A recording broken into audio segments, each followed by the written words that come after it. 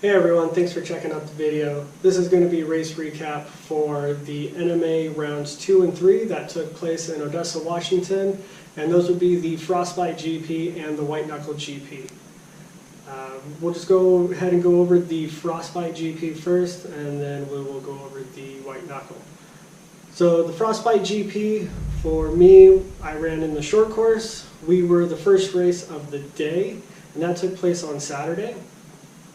Weather, it was pretty cold. We were looking probably about 34 to 36 degrees at 9 o'clock, which is when my race started.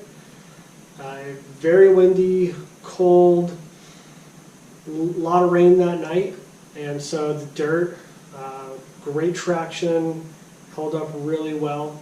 It's pretty surprising actually the way that the track changed between Saturday and Sunday.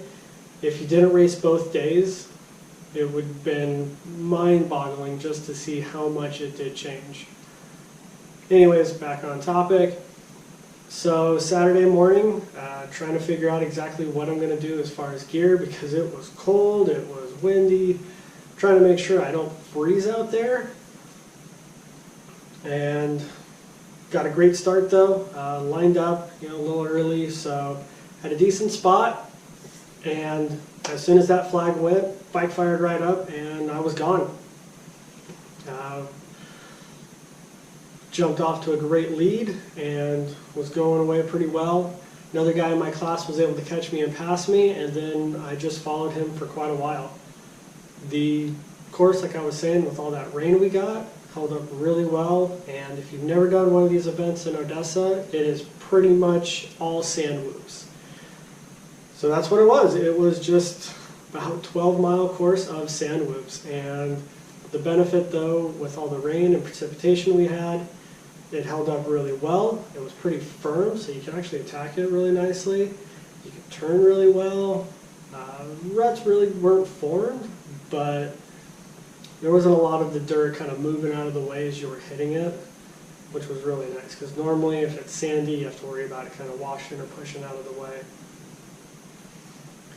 So yeah, for my race, I pretty much chased down the guy that got ahead of me, and I just stayed on him for almost the whole race. Well, almost that first lap, I should say. There's sections of the race where it's really, really wide. We're talking probably about 20 feet wide, if not more. And then it goes really narrow into a tight single track. And he would kind of jump ahead of some guys. We'd hit that single track, I'd get stuck behind him, no real way to pass. And then as soon as it'd be open, I'd try to find him. I'd kind of get close and more single track. Another big downfall I had is I was afraid to take the enduro cross section. So there is either that or with short course you can bypass it. Bypassing it though takes about twice as long to get around if you can get through the enduro course fast. So it's a little bit of a gamble to see if there's not a bunch of people stacked up in there, because if you have slower guys that try to do it and they get held up, not a lot of options to get around them. There's only a couple lines through that, so if you got two people just kind of stuck, you're really just stuck there waiting, and then the bypass is faster. So I took the constant versus the unknown. That kind of bit me, because after that first lap, I could not find the guy that was in first, and I kept pushing.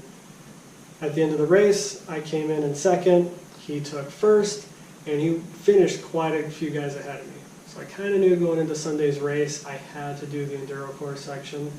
Talked with some friends who did it, and they said, it's not that bad, just try it. You never know. And it was pretty much sealed, I had to do it. So going into Sunday's race, the White Knuckle, that one for short course ran last, so we didn't start till noon. And the weather was completely different.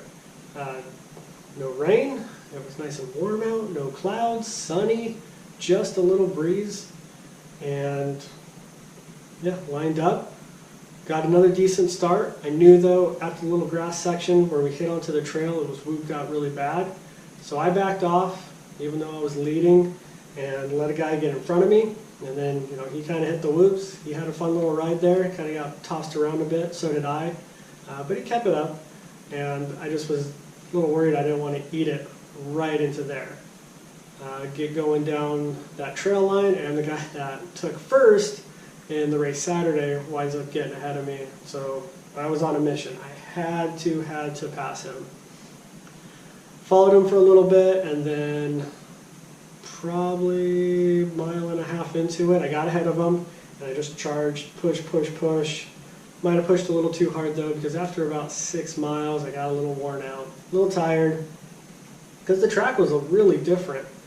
As soon as we hit the sections that we rode on Saturday, I wouldn't have even noticed it from the day before, because it was super soft sand, silty in sections, very dusty, but of course the whoops as well. So whole nother beast, just kind of felt uncomfortable, and that's when he caught and passed me, and I stayed on him. After that first lap, we come in through the checkpoint area, and that's going to be where you got to do the enduro cross if you wanted to. I took that line with him, stayed on him, and it was actually pretty fun and easy. Just kind of stayed on him the whole time. My first time through, I had one little bobble going over a tire section, bike died on the downside of it, had to kickstart it, no big deal.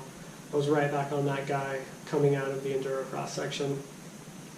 Chased him for a little while, kind of saw what he was doing through some of the rougher sections, and the guy was just really good at picking smooth lines. So he could read the terrain, he could find the smooth sections, kind of followed him, seeing where he was doing that, and then when I saw my opportunity, passed him again, jumped out, tried to push it really hard, hit the section that we ran Saturday where it was really soft, sandy whoops.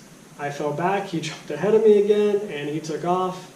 And then I kind of lost him on the third lap. He was ahead of me, but just enough to where I couldn't really see him. And then he pulled a little more. Near the end of the third lap, though, I kept pushing, and then I caught a glimpse, pushed a little harder, reeled him back in for the start of the fourth lap. I was right on him, coming into the checkpoint, down into the enduro cross section. But I think I pushed too hard trying to catch back up to him, and had some bobbles through the enduro cross section, a couple little stalls, nothing major, but you know, lost 10 seconds here, lost 10 seconds there. Next thing you know, I'm halfway through the enduro cross section, he's coming out of it. And he must have just really put it down, because I couldn't find him after that. I really couldn't catch him. So after our 4 laps, he came out in first again, I came out in second again. The scoring though said I had third, which I was a little surprised about because I couldn't remember anyone passing me. But that's what they said, that's what I got. And then today the NMA posted that I actually did get second. The guy they said got second was in a whole other class, so I don't know how they really messed up that scoring. But, oh well, the NMA fixed it. I did come in second, not third, which made me feel a little better.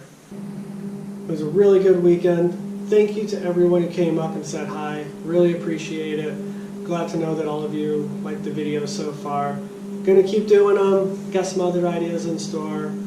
But if there's anything you want to see, please leave a comment below. I'll get back to you.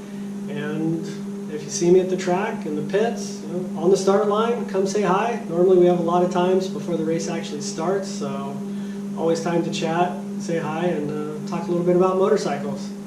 All right, thank you for watching.